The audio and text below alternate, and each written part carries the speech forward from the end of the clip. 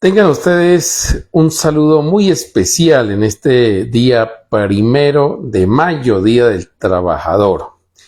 Bienvenidos a Observatorio Político en su emisión número 32. Hoy día festivo, día feriado, Día del Trabajador, que es un día casi internacional. En la mayoría de países celebran el Día del Trabajo y el Día del Trabajador.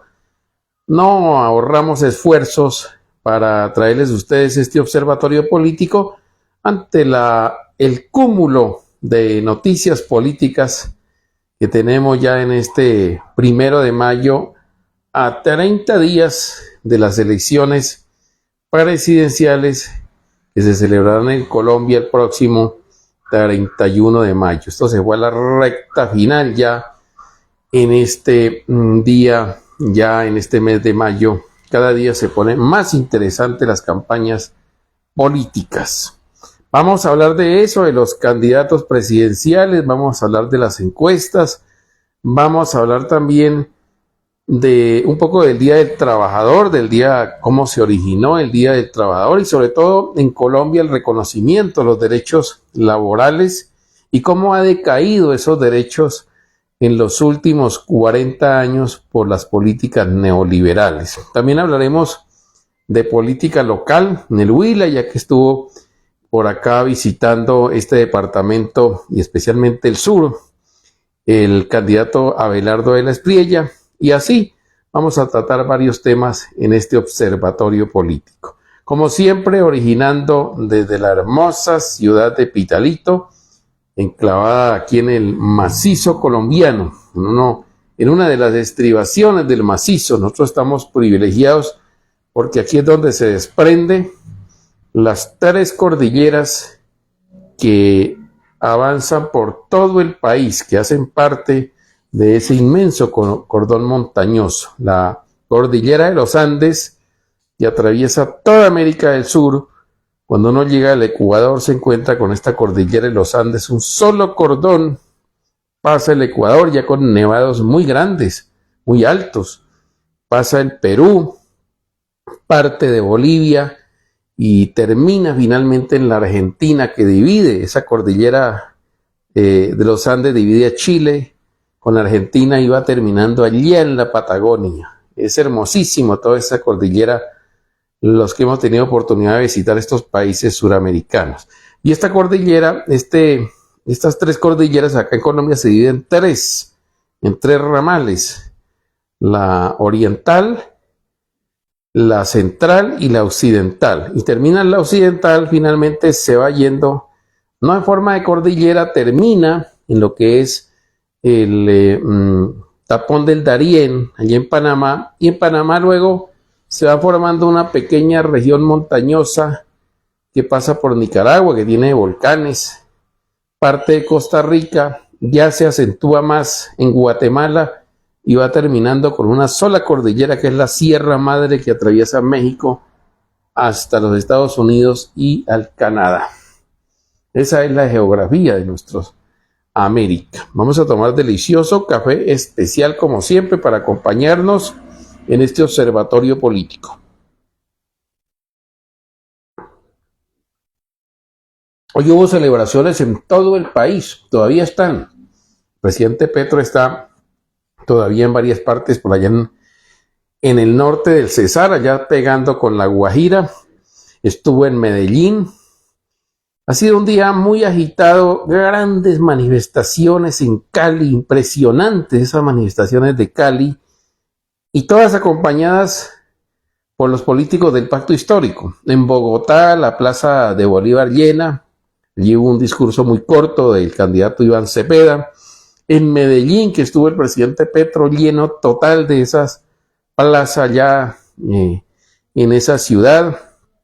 Y así sucesivamente hubo manifestaciones en todas las grandes y pequeñas ciudades intermedias del país, celebrando, conmemorando el Día del Trabajador, incluyendo aquí en Pitalito también hubo, aunque muy pequeña, muy poca, pero hubo manifestación en el Parque José Hilario López de la ciudad de Pitalito. Y los trabajadores formalizados, pero también los no formalizados, están muy contentos. Gracias al gobierno del cambio del presidente Petro, que les aumentó el salario mínimo en un 23%, y eso por supuesto cobija a los trabajadores de los llamados contratos chatarra, los que tienen contratos de 3 meses, de 2 meses, de 6 meses, o de los que llaman ese nuevo modelo deprimente que se llama se llama de prestación de servicios, que es un disfraz del modelo neoliberal degradante para el trabajador, que le toca pagar todo, la seguridad social, le toca pagar todo y le toca arrodillarse a los políticos de turno y locales para que le den un empleo. Ese es el más deprimente de todos los contratos que hay en Colombia, que lo acabó la derecha. Por eso es que la izquierda, los sectores progresistas y izquierda son los que celebran con los trabajadores el Día del Trabajador. La derecha no celebra. Hoy no estuvo la señora Paloma Valencia en ninguna manifestación de trabajadores, porque ella repudia a los trabajadores, ella odia a los trabajadores. Ella viene de una familia, de un abolengo esclavista que esclavizó trabajadores en el Valle y en el Cauca. Su familia, los Valencia, vienen de haber esclavizado los obreros a la indiamenta, como dicen ellos, que trabajaban por una comidita que les daban seguramente al día. Esta familia es odiosa, odia a los trabajadores. El uribismo odia a los trabajadores. Cuando estuvo Álvaro Uribe Vélez fue el que más les degradó el trabajo, los derechos laborales se los acabó Uribe a los trabajadores en Colombia. Tampoco menos hemos visto al señor Abelardo Elías Prilla en manifestaciones con trabajadores. A él no le interesan los trabajadores, a él no le interesa la clase obrera. A ellos les interesa la clase obrera para que les trabaje, pero no para reivindicarles derechos.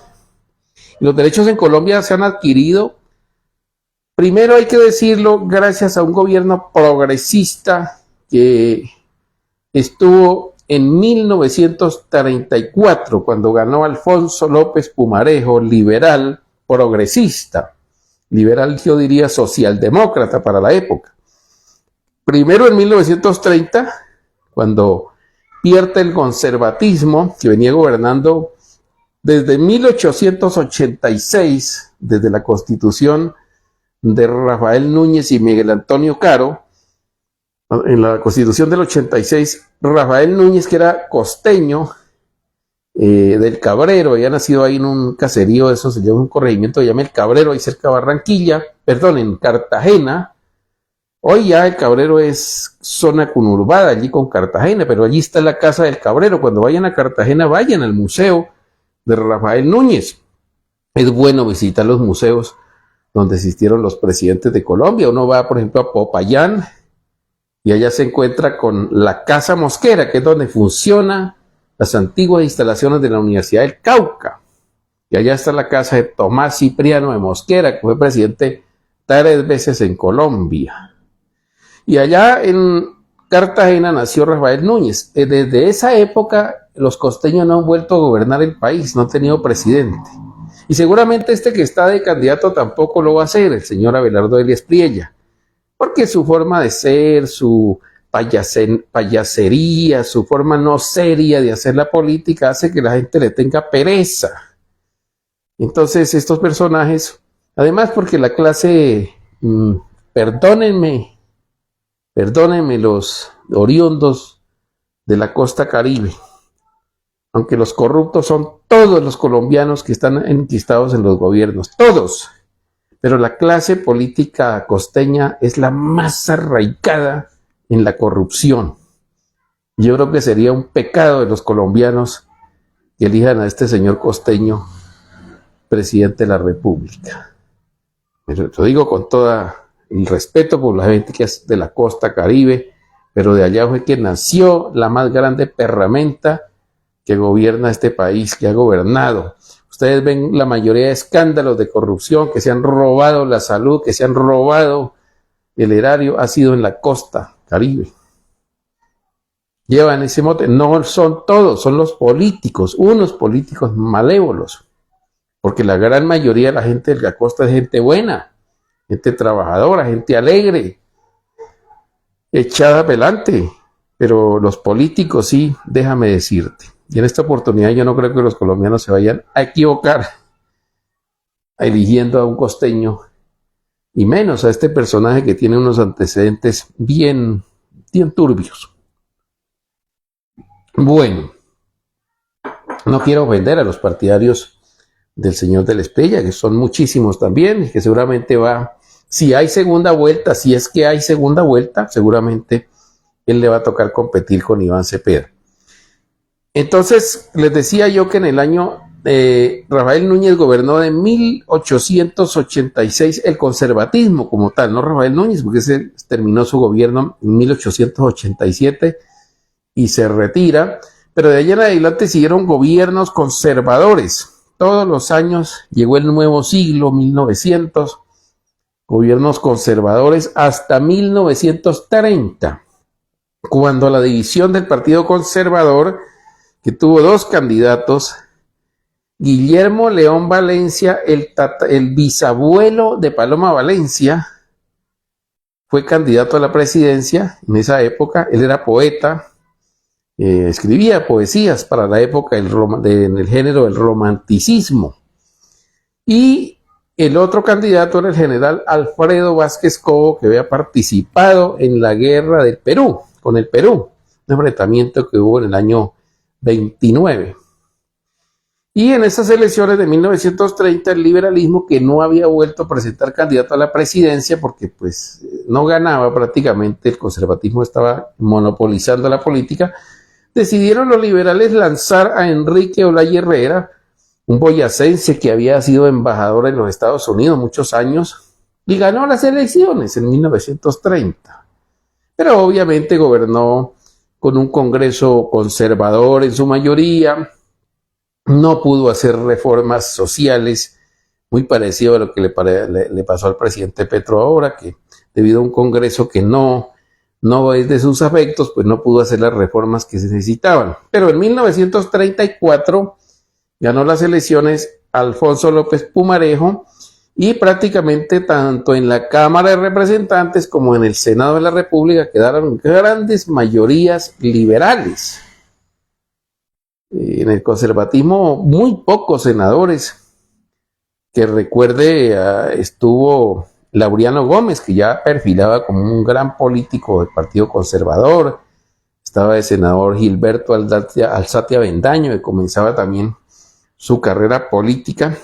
Pero gracias a ese Senado, en su mayoría liberal, pudo hacer grandes reformas sociales para el país. Hizo la reforma agraria, la reforma laboral, la reforma a la iglesia, la reforma al Código Civil en muchos aspectos. Y una de las más principales, para no extendernos, de eso hablaremos en otras oportunidades, quizá en otros programas sobre esas reformas, se llamó la Revolución en Marcha.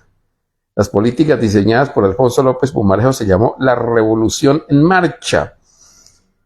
Aprobó el primer estatuto del trabajo que tuvo Colombia y le reconoció a los trabajadores el derecho a sindicalizarse, porque hasta ese momento no habían sindicatos en Colombia, no se permitía el derecho a la reunión de trabajadores.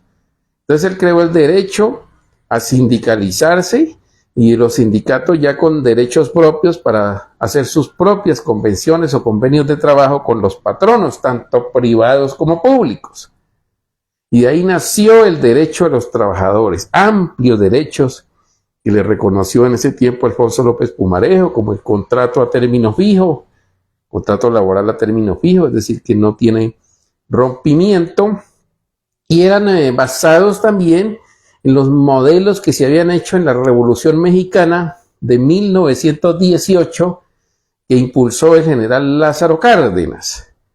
La Constitución de Querétaro, una de las más avanzadas en América Latina de la época, y también de los sindicatos norteamericanos que ya se había formado gracias a la llegada del presidente Franklin Delano Roosevelt. Se habían puesto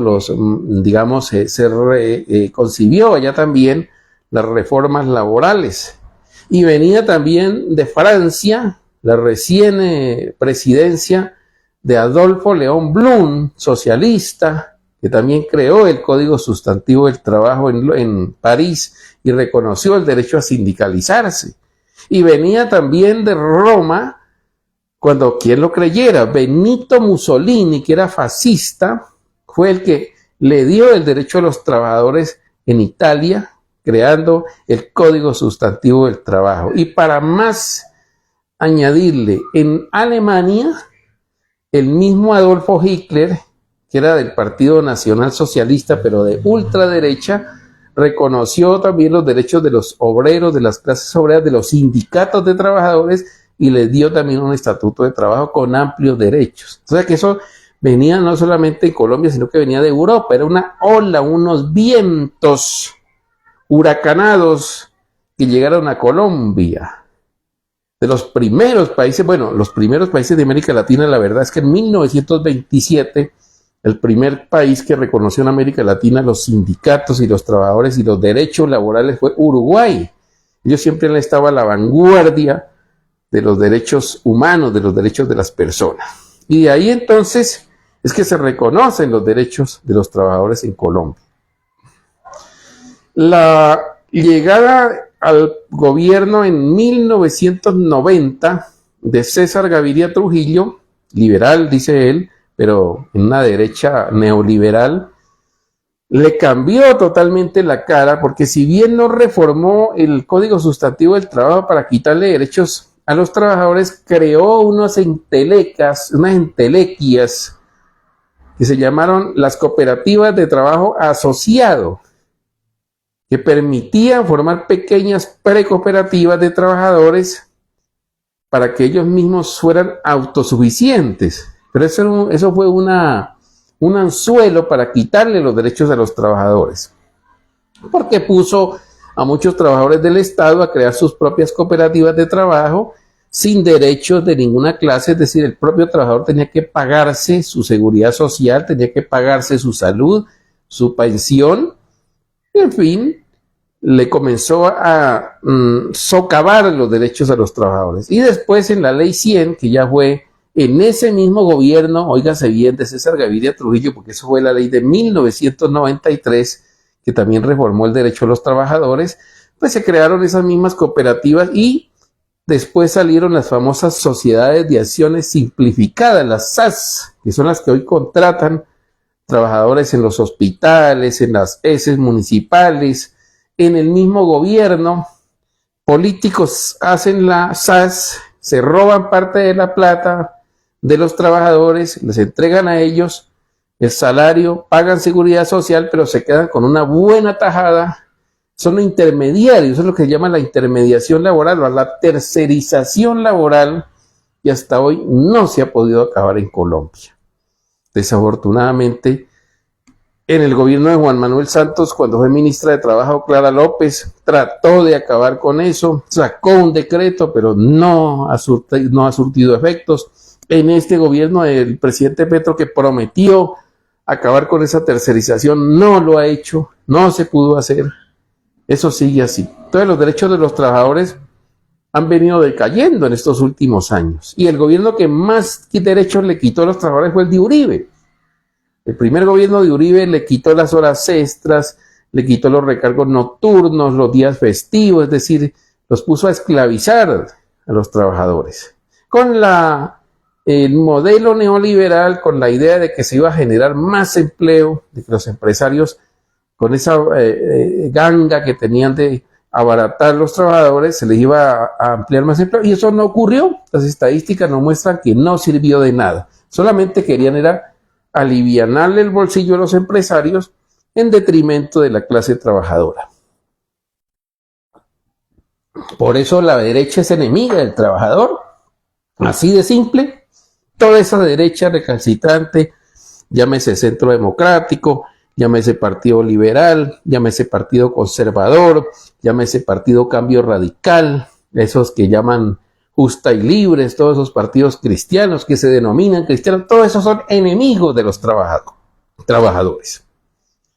Y esta señora que está ahora, Paloma Valencia, pues es enemiga número uno de los trabajadores. Fíjense que tiene demandada la reforma laboral. Ella demandó la reforma laboral. es una perseguidora de los trabajadores. Por eso no los vimos hoy en esos avatares, en esas luchas por los trabajadores. Los trabajadores siempre han sido, la reivindicación del trabajador han sido los movimientos progresistas, los movimientos de izquierda. Ellos son los que han defendido no solo en Colombia, sino en el mundo entero el derecho a los trabajadores, el derecho a la clase trabajadora. Todos esos demás políticos de otros partidos son enemigos, a favor del modelo neoliberal, a favor de los patronos, porque ellos son los que financian las campañas políticas a ellos. Entonces, ellos tienen que estar arrodillados a los empresarios, tanto grandes como medianos, para protegerlos, y en detrimento de la clase obrera, no solamente la que está formalizada, sino la que está tercerizada. Entremos en materia, porque ahora sí en materia, yo les hice un recuento de un poco de la historia de Colombia, de la reforma, de la revolución en marcha de Alfonso López Pumarejo, porque en las encuestas que publicaron todos los medios de comunicación, en su gran mayoría opositores al gobierno, como la revista Semana, como Caracol Televisión, Blue Radio, El Espectador, El Tiempo, todos esos periódicos, todos esos grandes medios pagan encuestas, y todas esas encuestas dan como ganador en la primera vuelta a Iván Cepeda. Y la tendencia a una segunda vuelta es que les queda difícil al que le toque enfrentarse, que va a ser entre los dos candidatos uribistas, Abelardo de la Espriella o la señora Paloma Valencia, que lo más probable es que en la segunda vuelta llegue Abelardo de la Espriella y no Paloma Valencia. Paloma Valencia no le crece en esas encuestas mismas muestras, no le crece lo de ella, no le parece que el recibimiento de todos esos partidos políticos le ha hecho daño. Además, estar ella prendida del expresidente Uribe, que ya está en decadencia el expresidente, el andar ella prendida de él, el ofrecerle el Ministerio de Defensa, el hablar casi como él, imitarle la voz cuando ella es payanesa y casi que habla paisa, querer imitar esa voz, eso le ha hecho daño a ella, le ha hecho mucho daño en su campaña política. Seguramente no va a pasar a una segunda vuelta, pero claro que toda esa derecha recalcitrante, toda esa derecha se va a unir en caso de que haya una segunda vuelta, porque las probabilidades de que haya segunda vuelta son muy pocas. Según la encuesta de Inbamer, según la misma encuesta que publicó RCN, que tiene una empresa española que es muy certera, una segunda vuelta no es probable. Es decir, que en primera vuelta podría ganar Iván Cepeda Castro. Pero en una eventualidad que haya segunda vuelta, las posibilidades de que ganen los otros tampoco va a ser fácil. De modo pues que en ese panorama está la campaña política a nivel nacional. Muy caliente, muy polarizada, y eso se esperaba, porque el centro prácticamente desaparece en este momento. Los candidatos que se han abanderado de lo que ellos llaman centro, como el profesor Sergio Fajardo, la señora Claudia López, no les cuajó lo de ellos, se les hundió totalmente. Y ese centro, una parte se le fue al lado de Paloma Valencia, otra parte se le fue al lado de Iván Cepeda, y no más. Porque Abelardo de la Espriella no lo apoya ese centro, porque lo ven demasiado extremista hacia la derecha. Además que el discurso de él es un discurso populachero, populista y mentiroso, además. Y les digo por qué mentiroso. Porque es que yo lo escuché aquí en San Agustín, creo que fue, o en Garzón, diciendo unas barbaridades, dice que va a dragar el río Magdalena para volverlo navegable. Pero ¿a quién se le va a ocurrir semejante? Eso es un embuste total. Analicemos los medios de transportes en Colombia. ¿A quién se le va a ocurrir que en un bote, por ejemplo, que salga, pongamos un ejemplo, en una quimérica posibilidad de que eso volviera a existir en Colombia, que se vaya un bote cargado de cargamentos de mercancías para Barranquilla de Neiva? Primero, el transporte fluvial es el más costoso en Colombia. Nadie le interesa ir en un barco, en un bote, porque es costosísimo. Le toca hacerlo en los territorios nacionales. Uno va para el Caquetá, se va para el Putumayo, se va para el Guaviare, para el Baupés, por allá todo el transporte, la mayoría es fluvial, en canoas, en barcos pequeños, porque no hay medios de carretera. Pero el transporte más rápido hasta ahora es el aéreo y el terrestre. Si se arranca un camión de Neiva con mercancías, si arranca un bote, ¿quién va a llegar primero a Barranquilla? ¿El bote? Pues no, llega primero el camión, porque el camión va por una carretera. No lo detiene nadie. Y si se va en avión, pues se va mucho más rápido. Entonces esto es una mentira. Lo que este señor ha dicho que va a dragar el río Magdalena es una mentira. Primero por eso, porque el transporte fluvial, revivirlo es una quimera. No sirve en Colombia. Segundo, ¿cuánto vale un dragado? La represa de Betania, los dueños de la represa de Betania, que son chilenos, les sale más barato, oígase bien, con todo lo costoso que es construir una represa. Y le sale más barato construir otra represa que dragarla. Porque el dragado de los ríos y de los mares es supremamente costoso, costosísimo. Hoy en el mundo ninguna empresa se compromete a dragar ríos ni mares porque es sumamente costoso y no existen realmente las ganancias a corto plazo para hacer eso. ¿Cuánto valió el dragado del Canal de Panamá? Y duró 10 años haciendo el dragado. Ese es otro tema. Duró 10 años el Canal de Panamá en la dragándolo para que volviera a ser funcional. Y lo hizo con una empresa china, pero porque ese canal es supremamente rentable. Es que por allí son miles de barcos diarios los que transitan, porque les toca, porque es un sitio que tiene que partir prácticamente el planeta. Es donde se parte el planeta en dos, en América. ¿Cuánto costó el dragado allá en Lima? Vayan a Lima y vean el nuevo puerto que construyeron los chinos en Lima. Unas millonadas y millonadas de dólares, pero porque es obligatorio, porque es un puerto que le va a rentar y lo tiene a concesión 40 años la China. Por eso lo construyeron en concesión a cambio de sacarle el fruto por 40 años. Pero ninguna empresa china que le ofrezcan, por ejemplo, dragar el río Magdalena lo va a hacer, pero ¿qué rentabilidad nos puede dar el río Magdalena?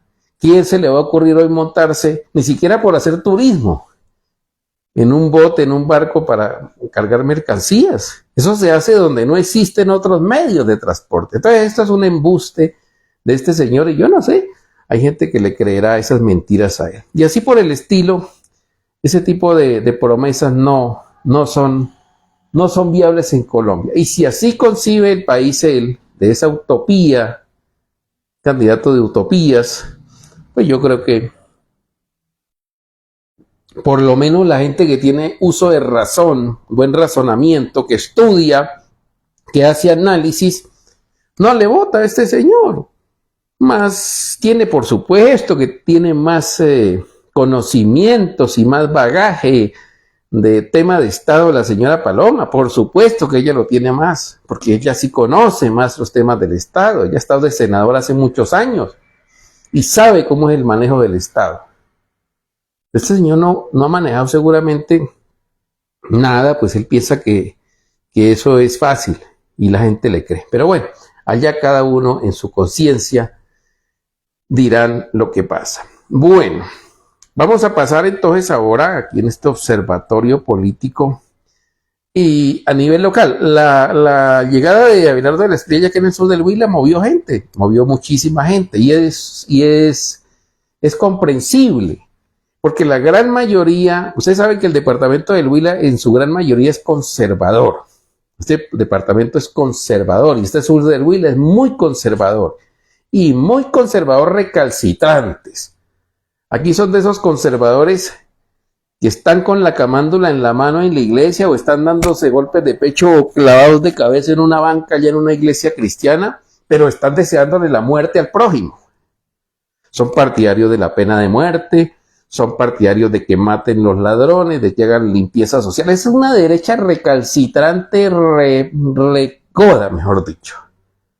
Entonces esa derecha obviamente ha tenido en el Huila, en la historia de los últimos 30 años, 20 años, ha tenido dos grandes líderes que los han absorbido. Ante la decadencia del Partido Conservador, que se ha ido perdiendo, se ha ido diluyendo poco a poco porque se ha perdido el liderazgo de sus dirigentes, entonces han tenido que replegarse primero al uribismo. Se replegaron a Álvaro Uribe Vélez. Después se replegaron a Iván Márquez, a Iván Duque. Y ahora han visto en Abelardo de la Espriella como el Dios de ellos, como el Mesías Salvador. Lo ven a él como un Dios. Y es comprensible entonces que él llene plazas, que él llene eso. Bueno, él no estuvo en la plaza directamente, estuvo en unos eventos cerrados, pero bastante llenos. Pero es ese uribismo que ya abandonó las toldas del uribismo, que abandonó el conservatismo. Y si no, pregúntenle al doctor Jaime Felipe Lozada, que anda al lado del señor, o pregúntenle al ingeniero Julio Bamón Vanegas, que anda detrás de él, que antes militaba en el uribismo. El mismo Ernesto Macías Tobar, que era uribista, ahora milita en las toldas del señor de la Espriella. Entonces, ese es un conservatismo que ha venido en una mutación genética, digámoslo así, en una metamorfosis, para decirlo al estilo de Frank Capra, que es transformándose de conservador. Y hoy sí va con la ausencia del Partido Conservador ya en el Huila, que se acabó. Quedaron huérfanos. Los Andrade se acabaron políticamente, el doctor Jaime Felipe Lozada se acabó políticamente. Entonces tiene que replegarse a esa orilla, la orilla el señor de la Espriella. Ese es el candidato que ellos más afectos, ya ni siquiera la Paloma le llama la atención. Fíjense ustedes, ya ni la Paloma.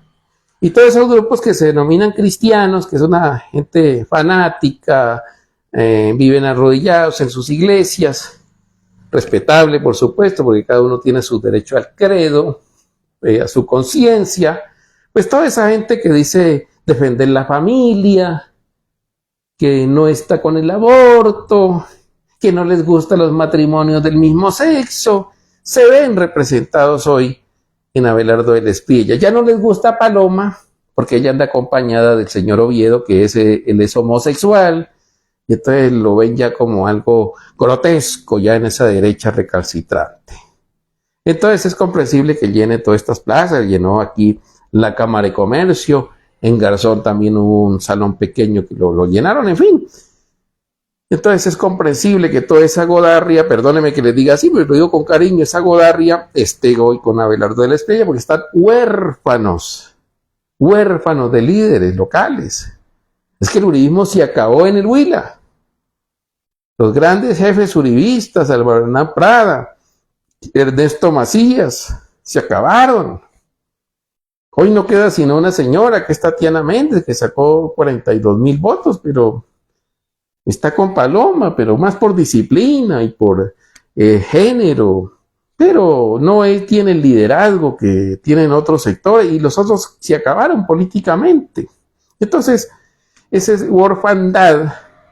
El político que está huérfano busca el papá, busca la mamá, y ven al señor de la Espriella como esa mamá y ese papá que los puede salvar, y se le pegan a él. A ver si de pronto surge este candidato. Por eso llenó las plazas del Huila, y llena muchas plazas de otros departamentos donde también ese uribismo es muy recalcitrante y ese conservatismo recalcitrante. Aquí a nivel local, la situación política pues no cambia mayor cosa, sigue siendo lo mismo. Vemos aquí muy fría, ahorita tuvo calenturienta la campaña de Abelardo de la Espriella, que no estaba previsto que viniera pitadito, pero finalmente agendaron. Pero la que sí no agenda por ningún lado es la señora Paloma Valencia, no anuncia venida ni nada, no sabemos qué suceda. ¿Será que no hay ambiente o será que tienen muy apretadas las agendas? En todo caso, no hay. Esa dirigencia de Pitalito, por ejemplo, y también de todo el Huila, uno no los ve hoy entusiasmados haciendo campaña por nadie. Nadie. Exalcaldes de aquí callados, los mismos excandidatos, no oye uno, por ejemplo, al doctor Frankie Alexander Vega manifestándose a quién va a apoyar, u otros políticos que participaron en las pasadas elecciones, que perdieron, que se quemaron, tampoco los veo uno entusiasmado. Yo hoy con nadie, están apagados totalmente. No sabemos si de aquí al 31 de mayo opten por apoyar a alguien, pero no sabemos la verdad. Lo que sí hay que mirar es que hoy salió una información de que, bueno, la semana pasada el Partido Liberal, en sus mayorías, en una reunión en la casa del señor César Gaviria, optaron por apoyar a Paloma Valencia. Pero hay un sector rebelde dentro del mismo liberalismo, hay unas señoras, hay unas 10 parlamentarias, congresistas, no senadoras, sino representantes a la Cámara, que han optado por salirse y apoyar a Cepeda. Claro que no lo van a hacer públicamente porque obviamente pueden tener represalias del señor César Gaviria, del Partido Liberal, aunque en este momento ya no hay problema porque ya salieron electas. Entonces estas que se han beneficiado, eso sí hay que decirlo, la mayoría se ha beneficiado, el presidente Petro, el gobierno de Petro se ha beneficiado con cuotas burocráticas, con contratos, con cosas, pero han apoyado las reformas que ha presentado el gobierno nacional en la Cámara. Han logrado mayorías en la Cámara. Y ahora supimos anoche que estas mismas señoras, entre ellas, dicen, no nos consta, pero eso dicen que hasta la señora de aquí de Huila, esta Flora, dicen que estaría en ese grupo, de que apoyaría a Iván Cepeda, que lo van a hacer por debajo de cuerda, como decimos popularmente, pero que no están muy de acuerdo con apoyar a Paloma Valencia. Eso es lo que tenemos así en este observatorio político. Muchas gracias por todos los comentarios que hacen ustedes, todos muy respetables.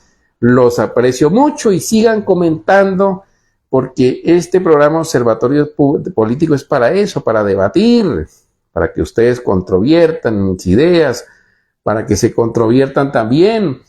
Denle me gusta, denle no me gusta, denle me enojo, o se ríen, búrlense si quieren. Nosotros aquí tenemos un principio que es la tolerancia por todas las personas, por todos los comentarios y por todas las opiniones que son respetables, y les agradezco que opinen en este programa. De verdad que muy agradecido con todos los que opinan, porque y ahí no les vamos a borrar ni una coma. Todo lo que escriban, allí se lo dejamos para que ustedes se desahoguen o apoyen o lo que quieran hacer. Y hasta aquí este observatorio político. Muchas gracias por estar viéndonos y por seguir viéndonos de aquí en adelante en este Día del Trabajo a nivel nacional e internacional. Y dentro de 8 días, esta es la emisión número 31, y dentro de 8 días, 32 creo que es la emisión de hoy, sí, 32 me dice acá, y me está diciendo el productor que ya el tiempo se me agotó. Entonces muchas gracias y ya volveremos el próximo viernes con más observatorio político, porque cada día esta campaña se calienta más. Hasta el viernes.